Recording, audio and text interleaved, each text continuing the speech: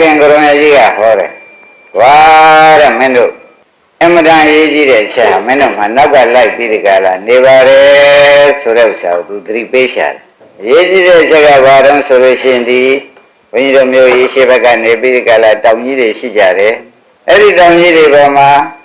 ဘုရားတိကံကရာတော့မြစ်တောင်မဆာမှုတောင်လေးကျော်ပြီးဒီကလာဒီမျိုးတွေဒီပါတွေရေလွှမ်းမိုးသွားမယ်ဆိုလို့ရှိရင်လည်းလွှမ်းမိုးနိုင်တာပဲ။လွှမ်းမိုးသွားလို့ရှိရင်ဖြင့်လေမရှိတက်မရှိဖောင်မရှိ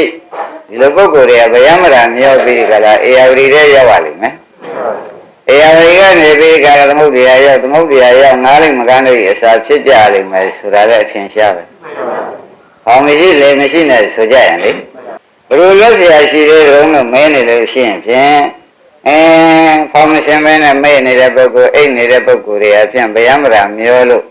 ငါးလိမ့်မကန်းလို့အစာဖြစ်တယ်လို့ဒီမှာလည်းမရဏဆိုတဲ့ရေကြီးရဒကာဓမ္မတို့လာနေပြီလို့မှတ်ကြကြမှာ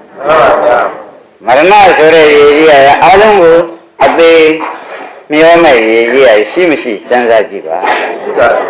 အားလုံးကိုအသေးမျောမဲ့ရေကြီးရဧကန်ရှိတကယ်ရှိပါဘုန်းကြီးလည်းမချမ်းဘူးဒီဓမ္မတွေလည်းမချမ်းဘူးအကုန်မျောမှာပဲအကုန်မျောမဲ့ရေကြီးရဖြင့်လာနေပြီဆိုတာလည်းတရားဓမ္မတွေကတန်တရားမရှိနဲ့လာနေပြီလို့တရားပြောမှတ်ပြီတော့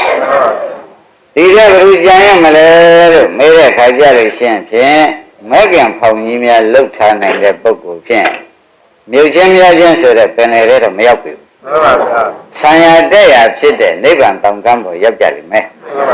မဲခင်ဖောင်မရှိတဲ့ပုဂ္ဂိုလ်မှာဖြင့်ခဏကအိပ်ပျော်လို့ဗျာမရာမျိုးပြီးငါးလိမ့်ကန်းတို့အစာဖြစ်ရသလိုဒီဃာဓမ္မတွေလည်းဖြစ်ရမှာဘုရားခင်ကိုရမေကြီးမြင်သောကြောင့်အိပ်ပျော်ခြင်းကိုဖြင့်တကယ်အသက်ရှူရှိုက်ဟောက်ပြီးအိပ်နေတာကိုဘုရားကဆိုလိုတာမဟုတ်ဘူး။ဒါရေးသမီးရှိပွားရေးတွေဟူသောလောဘအဝိဇ္ဇာတို့တဏှာတို့နဲ့လောက်ကင်နေတာဟာငါဘုရားကအိပ်ပျော်ခြင်းလို့သတိပေးပါတယ်လို့ဆိုတာမှတ်ထားကြပါ။မှန်ပါဗျာ။ဒါရေးသမီးရှိပွားရေးလိုက်စားပြီးကြတာဒါနဲ့ချိန်ကုန်နေတဲ့ပုဂ္ဂိုလ်ဟာအဝိဇ္ဇာနဲ့တဏှာတွေဟူသောအမိုက်တိုက်ထဲမှာသေးသေးချာချာအိပ်ပျော်နေတဲ့ပုဂ္ဂိုလ်ပဲလို့မှတ်လိုက်စမ်းပါမှန်ပါဗျာဝိပဿနာအလုပ်ကိုခန္ဓာနာယုတ်ဖြစ်တဲ့အလုပ်ကို